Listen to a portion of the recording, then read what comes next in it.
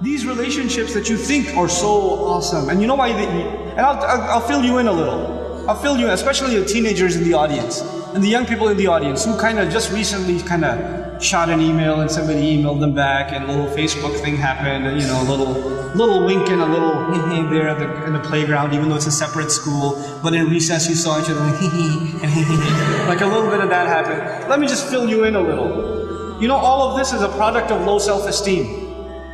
You think you're ugly. So if a guy thinks you're cute, you're like, really? I'm beautiful? You have low self-esteem. You think nobody's gonna like you, nobody's gonna want to marry you, and all of that stuff. And on the other hand, the guy, we don't have good friendships and good relationships, and we're looking for something. And most of the guys, I don't have to tell you what's going on in your head. You and I have ijma' on this issue.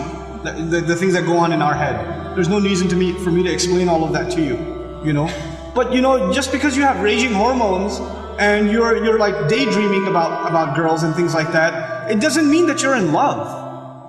It just means that you haven't controlled your temptations yet. And you're ruining somebody's life. You're ruining an entire family. You realize what you're doing? And you call it love? You tell me if she was like 50 pounds fatter, you still be in love? Because she's the same person, same ruh inside her jasad, right? If she was a burn victim or something, if her hand burnt off, or her ear was missing, you still be in love? Or you find somebody else to love all of a sudden? And if you can't answer that question honestly, then come on, you're not in love, you're just hormonal. That's all you are, This is what we've done to relationships that are supposed to be beautiful. Marriage is supposed to be a beautiful relationship. It's supposed to be a lifelong relationship. But because you're watching all of these models on TV and stupid women that are just throwing themselves at men and all this stuff, and you've developed this delusional concept of what it means to have love in your life. Delusional concept. Our deen came to free the world from this nonsense. To free it. Because we have a more mature understanding of what it means to have love in your life. I'm not saying you shouldn't marry someone you like, you should. You should be attracted to your future spouse. All of those things are fine. But there's a decency that you have to exhibit before then. And if you're okay with talking to a girl like that, you should be okay with somebody talking to your sister. You're okay with that too? Not if you have any ounce of decency left inside you. If you do, then this is how we have to end these things. And if you've been in that kind of relationship, or you're in one of those relationships right now, nobody knows. Only Allah knows and you know. But I'm saying, and you're like, after today's lecture, I have decided I no longer want to be your friend. Don't even write that, because even then you're looking for a response.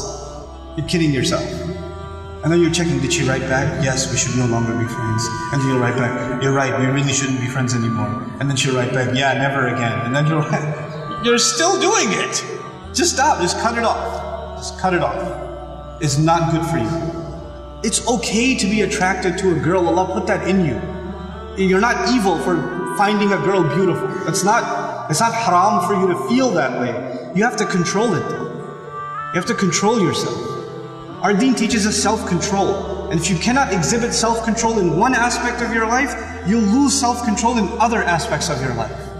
Same thing for you. Same thing for you. Control yourself. Control your giggle. Control your overly friendly demeanor in certain situations.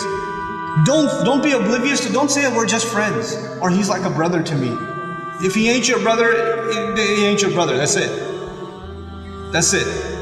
Either he's your brother, you share a mom, or he's not. And that's the end of it.